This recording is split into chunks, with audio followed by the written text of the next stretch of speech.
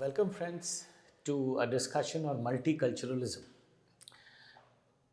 Actually, we started discussing this subject in the previous segment, and a discussion on multiculturalism is important because in the interconnected world in which we live today, we need to see how that interconnectedness in the world and how the movement of people from across the world has created a lot of diversity, a lot of plurality in different countries of the world. And as a consequence of that, we have these ideas of pluralism and multiculturalism playing out in different societies of the world.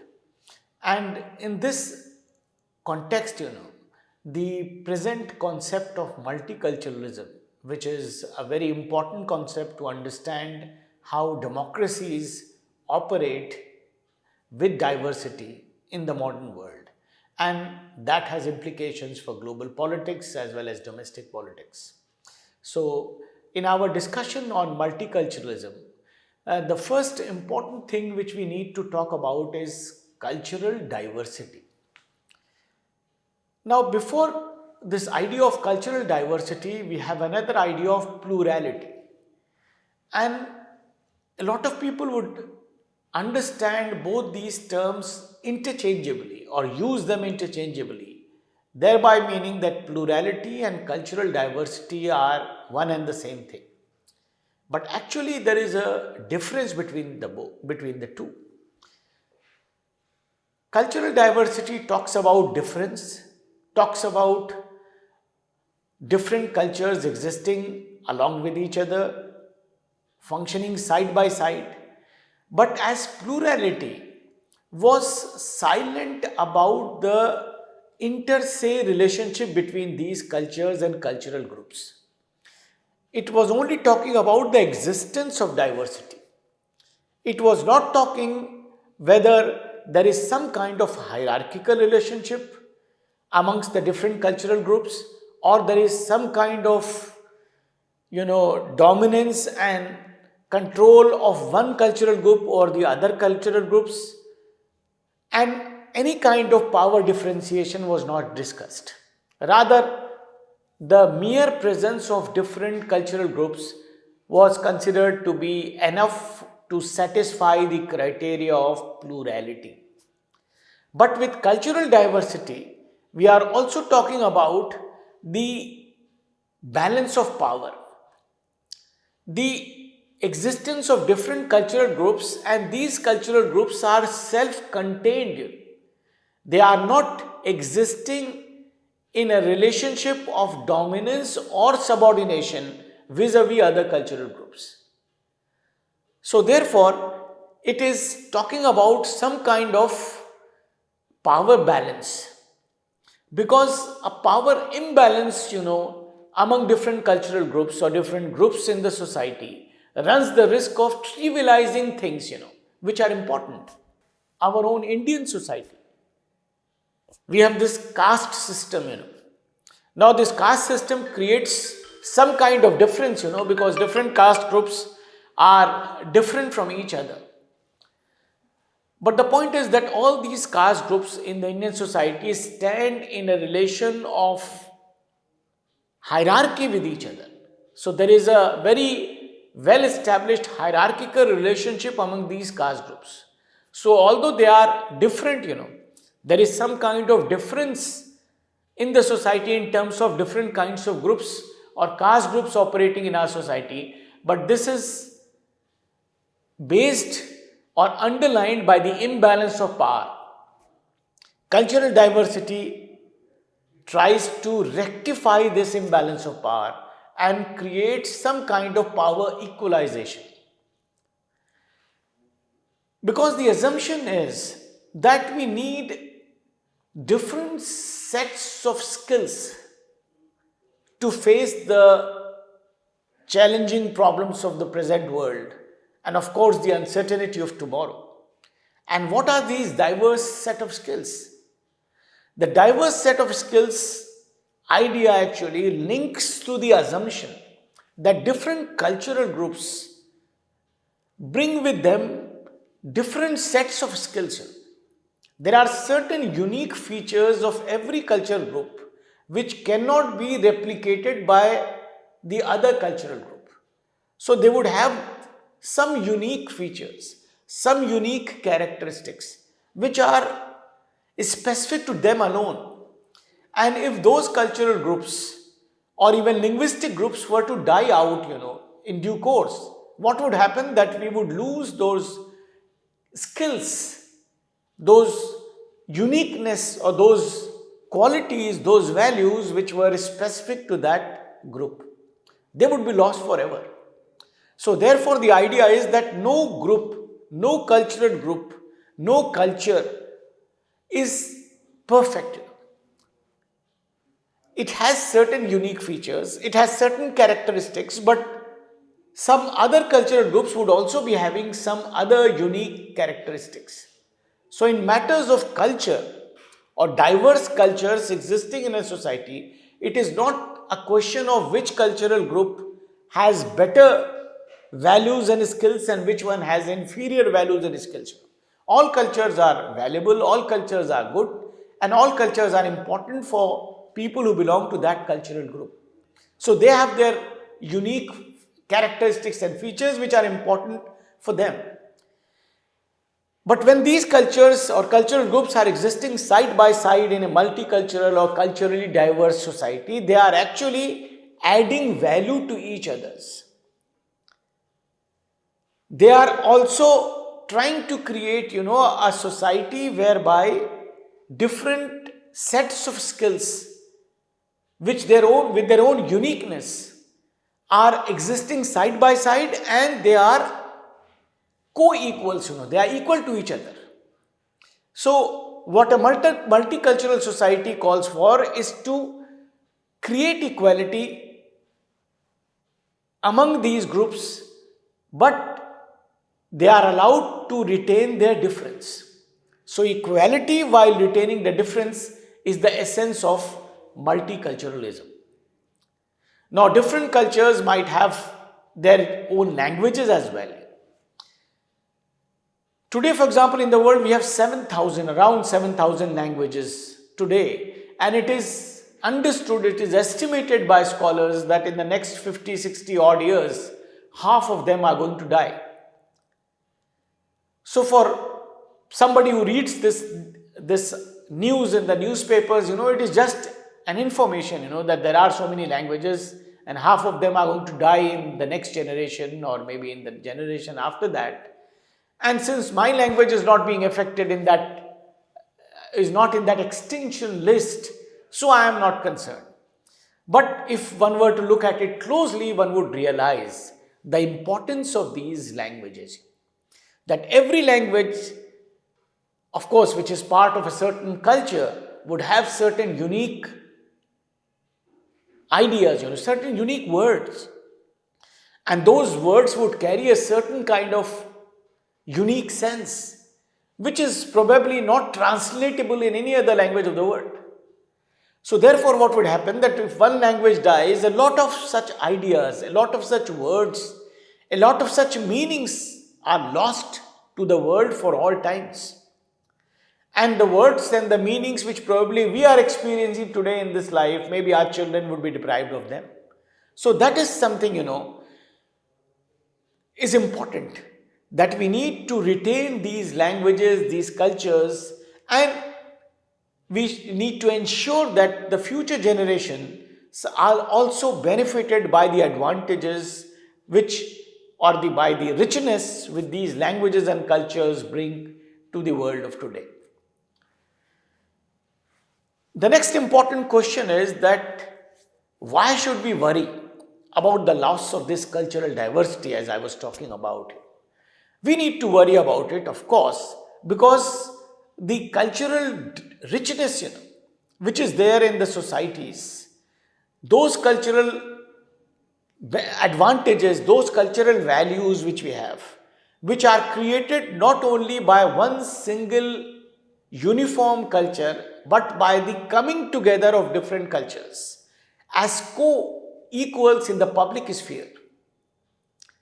So that existence of different cultures along with each other in the public sphere gives us, or they give us, thousands of unique sets of knowledge. So, what the assumption was before multiculturalism became a dominant concept and idea in the world was that our knowledge, or the knowledge of the majority or the dominant group, is the knowledge, and we don't need any other knowledge. But with multiculturalism, we realize that there are thousands and innumerable unique sets of knowledge which are present in the world. Many of them are getting extinct, many of them are dying. But multiculturalism talks about bringing all these unique sets of knowledge and benefiting from them. So that is, something which is very important for all of us to understand, and even governments around the world, are now slowly and gradually coming to understand, although hitherto they held little value to cultures of indigenous people, marginalized people, or many other minority groups of people, because usually what happens, that one particular kind of culture, which is the culture of the majority, gets entrenched and gets accepted in the society, and other cultures of indigenous people and others are actually pushed to the background. And on the surface, we find that there is a lot of tolerance in the society, there is a lot of plurality in the society. But that pluralism and tolerance, which are usually visible in societies around the world, is something which is very deceptive, because it actually camouflages the dominance of one community, which is unconditionally accepted by the others in that society. So there are a lot of spectacles, in the public sphere. For example, the common participation of people in celebrations, in festivities, is actually not a guarantee about the absence of inequality and hierarchy in that society.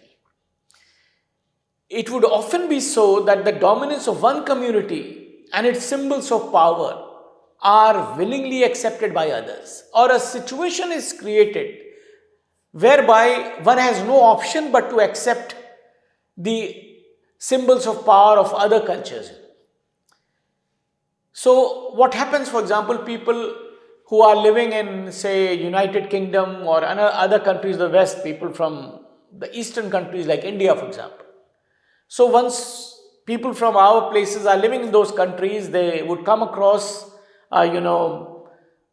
different kinds of things in their everyday life. For example, the festivals which are celebrated, the holidays of those festivals, and then the curriculum in the educational system, and all the other things, in the public arena, which are there, and which, once you are living in that society, you have no option but to willingly accept. So this is actually symptomatic of inequality in the public arena, and it coexists with gradations of legal and social pluralism. So there is legal pluralism, for example, in those societies, legally everybody is equal. Maybe those people who have gone from India and other countries in this region would also get citizenship in those countries. So legally you are equal. There are universal rights to people in that country, whosoever is a citizen in that country. There is limited kind of social pluralism also. But the kind of true equality in the public sphere, which these people hanker for, or they long for, or they desire, for the protection, preservation, and promotion of their cultures, that is something which is missing in those liberal democratic countries of the world, which sometimes claim to be multicultural societies even. So what happens that the powerful cultural groups determine the shape of society, even the economy, and that actually marginalizes other kinds of cultural groups and other kinds of cultural existence in that society. And that leads to an imbalance of power. And that actually is something which leads to the loss of cultural diversity in those societies.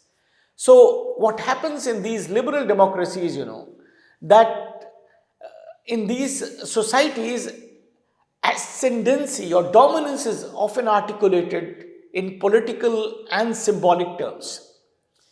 And that is articulated by gaining control over the public arena, and the edifices or the structures of inequality are so strongly entrenched in the society that it is almost impossible for people who are coming from outside or who belong to marginal cultural groups to shake these edifices.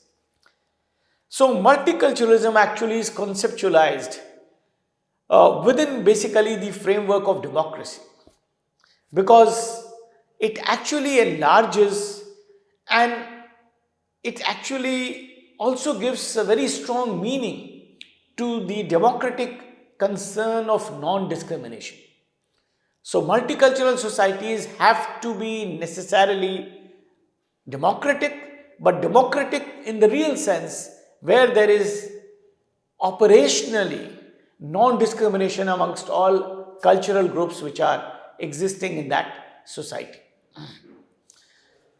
Another important thing which relates to the same explanation which we are discussing now is that for these people who belong to marginal cultures or marginal cultural groups or non-dominant cultural groups, for them issues of culture are not matters of choice. Rather, people make a rational decision of leaving their cultures and adopting the dominant culture.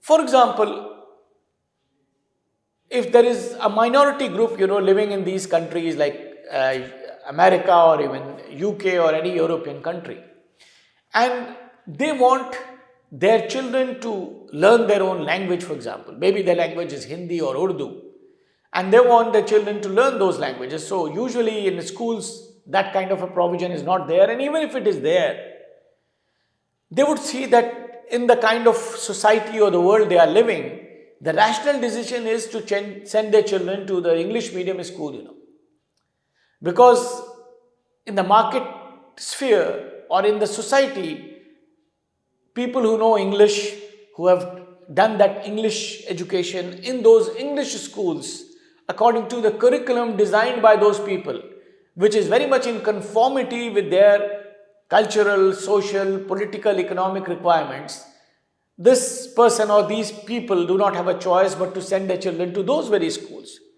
to enter those very systems, and leave aside their own language, their own cultural practices, because that is what is a rational choice, is a sensible choice, is a productive choice in that given situation.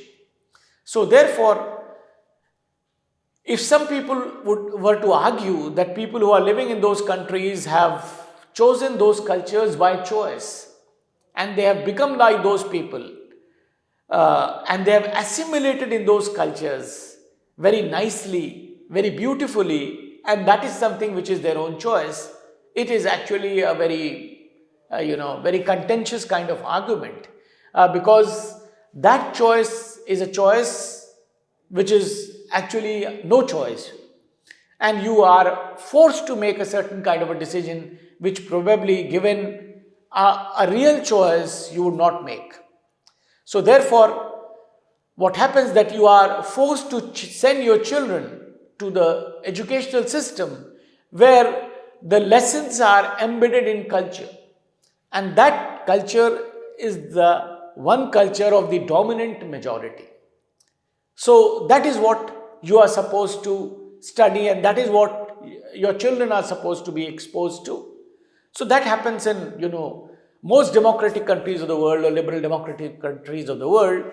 In the West, even in India also, if children are sent to schools, of course, the lessons which children would learn in the schools in India would usually be embedded in the culture, which is the culture of the majority community. And of course, minority cultural concerns would be very rarely reflected in the kind of curriculum which the schools would give, or the official curriculum which would be handed down to schools to be taught in schools and colleges and universities in the country.